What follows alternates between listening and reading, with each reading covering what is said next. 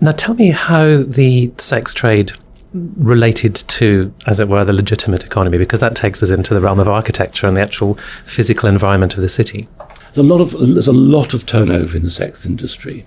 And throughout the 18th century in London, in times of, I suppose, peace and security, many people with money to spare, the butcher, the baker, the candlestick maker, literally put their money into bricks and mortar. It's a good investment. It seems to be, the rewards are safe, but safe investment, the rewards are good. So people making money through the sex industry no doubt would have also put money into respective building.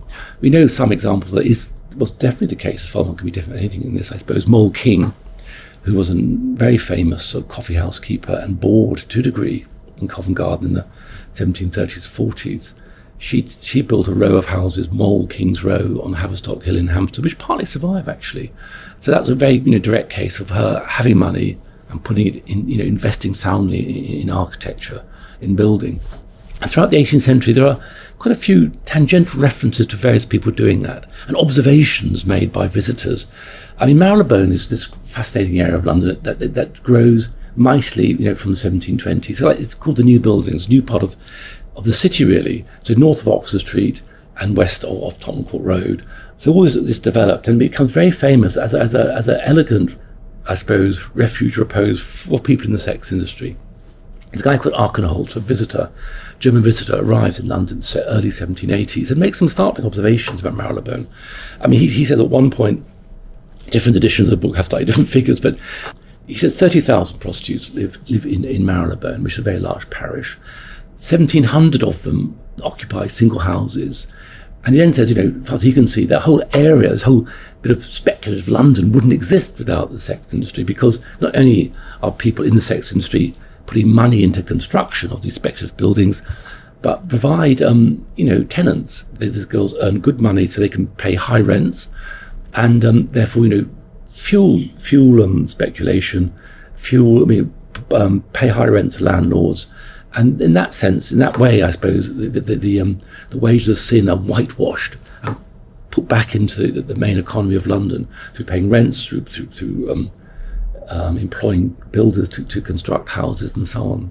I mean, one problem I presume about writing about this is that so many of the physical traces have disappeared, and I was really intrigued. You write about the bagnio as an institution for which there are no physical remnants existing. It's absolutely true, this, isn't it, about the sort of direct contact between the sex industry in 18th century London physically and the architecture. I mean, obviously there are paintings.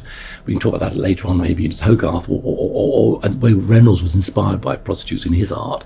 And of course his paintings survive. But on the streets of London, because there were these kind of key buildings now lost related to the sex industry, up through the Lock Hospital or even things, the Foundling Hospital, demolished in the 1920s, which to a degree kind of would have housed the offspring of harlots. But what would intrigue me in my researches was a kind of lost building type really emerged, and which was the bagnio, the bathhouse. Now, bathhouse will sound very sort of familiar sort of sexual territory, doesn't it? But the bagnio, the bathhouse, seemed to have arrived in London in the Middle Ages, partly due to the Crusades. The whole idea of Ottoman style, bathing establishments, steam rooms and massage and plunge baths and domed bathrooms, which is also in Damascus or Istanbul. And these kind of did enter London, then were suppressed seemingly during the restoration of Commonwealth in the 1650s. But when I was digging deep in various archives in the British Library, the wonderful things emerged. From the late 17th century, quite a lot of accounts and descriptions of buildings that clearly existed, bagnios, which were obviously spectacular. Again, with domed rooms, as in an Ottoman bagnio.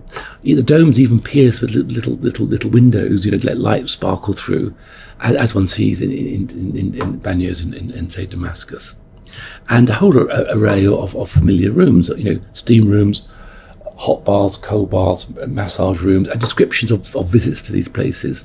The locations were mostly in Covent Garden, in Longacre. Now, Longacre, I suppose, was a favoured place because it was also sort of industrial street, a lot of coach makers, and therefore quite large establishments. I guess that could have been quite easily converted in banyos, because these banyos are extensive, with courtyards and various related rooms, selling spa waters and so on and so forth. So Covent Garden in particular, also there's still a banyo court off Newgate Street in the city. I think there was one there. They utterly disappear. What's fascinating, they don't really even appear on maps, you know.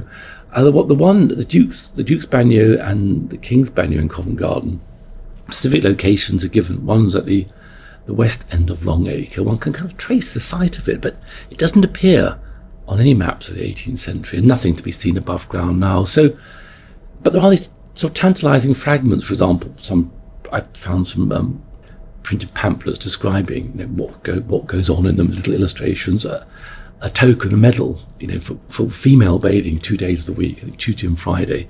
This thing survives with a little illustration of the dome structure with the columns and black and white marble floor. And that one shows a lovely little thing. Is below the dome is a bathtub in which two chaps, rather as opposed to mixed sexes, are sort of disporting themselves happily, dressed in Turkish style.